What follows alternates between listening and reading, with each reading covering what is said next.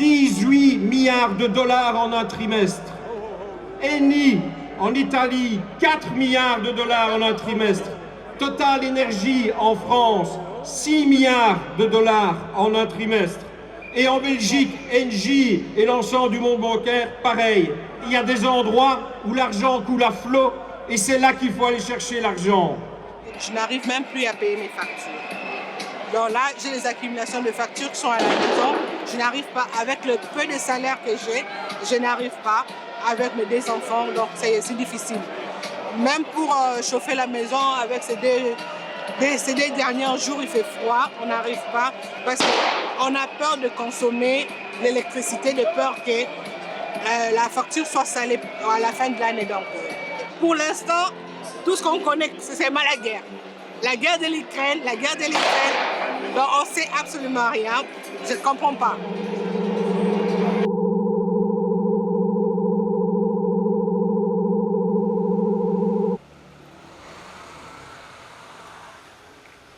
Il faut se rendre compte que ça n'a pas commencé avec la guerre en Ukraine. Hein. Ça a commencé en Angleterre, au moins en 2020. On a commencé de voir l'augmentation des prix.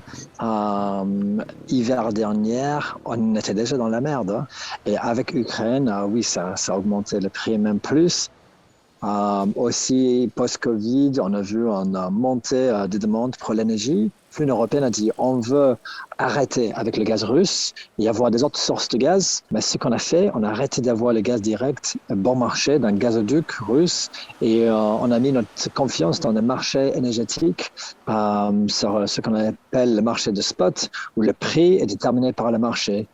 Donc, ça veut dire qu'au moins en Angleterre, on sait que Centrica, qui est le propriétaire de British Gas, qui contrôle plusieurs centrales électriques, a fait, des millions et des millions de profits. En même temps, il charge ses clients beaucoup plus pour la facture. Et comment c'est possible? C'est possible parce que c'est permis sur le marché de l'énergie, le marché libéralisé. Donc, il y a beaucoup de spéculation qui a aussi fait augmenter le prix. L'Europe paye beaucoup pour le gaz et après, les consommateurs paient aussi beaucoup pour le gaz.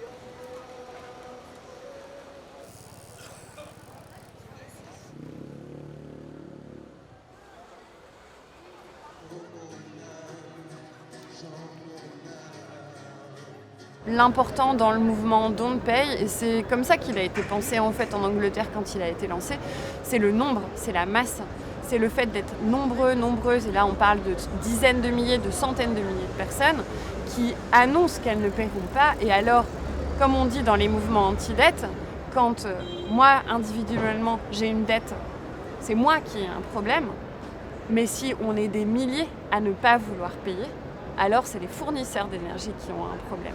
Clairement, il y a une question qui revient souvent, c'est si on arrête toutes et tous de payer ou qu'on est un grand nombre à ne plus payer, qu'est-ce qui va se passer? Est-ce que les sociétés de production et de distribution d'énergie vont pas faire faillite? Est-ce qu'on va pas être obligé de les sauver avec de l'argent public et se retrouver dans une situation comme quand on a sauvé les banques en gros, quoi, avec une dette publique de dingue et ensuite on en paye les frais avec des politiques d'austérité et tout.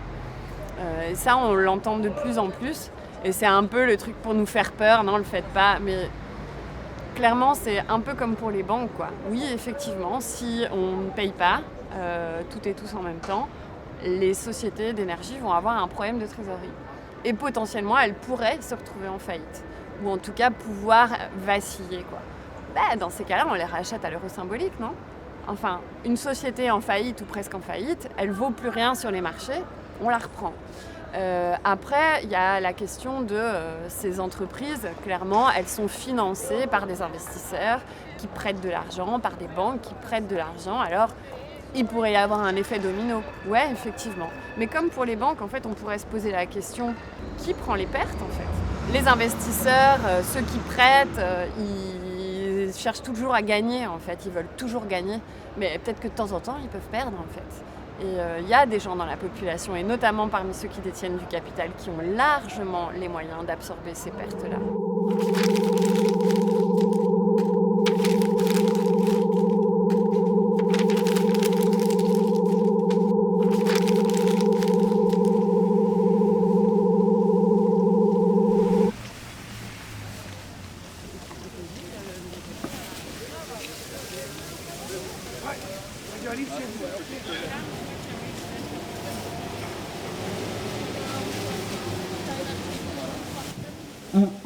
Don't pay Belgique voor de Franstaligen en wij betalen niet voor de Nederlandstaligen.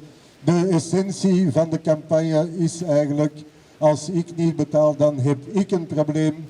Als wij allemaal niet betalen, dan heeft de energieproducent, in dit geval Engie, een probleem. Cette campagne, elle va avoir deux objectifs. Le premier, c'est évidemment de faire baisser les prix des factures d'énergie. Mais le deuxième, qui est un objectif bien plus ample et à plus long terme, ce serait de sortir le secteur de l'énergie des marchés privés. Alors le principe, il va être très simple, c'est que sur le site internet qui sera disponible à partir d'aujourd'hui, il y aura un compteur comme Don't Pay UK l'a fait au Royaume-Uni, où les gens qui ne peuvent plus payer ou ne veulent plus payer pourront s'inscrire. Notre but, c'est de acter le fait qu'en fait, énormément de gens ne savent déjà plus payer et qu'elles ne doivent pas rester seules et que les personnes qui ne veulent plus payer pourraient le faire d'une manière solidaire si on est assez nombreux, si on est assez organisé et si les mesures ne sont pas suffisantes pour encadrer les prix de l'énergie et le marché en général.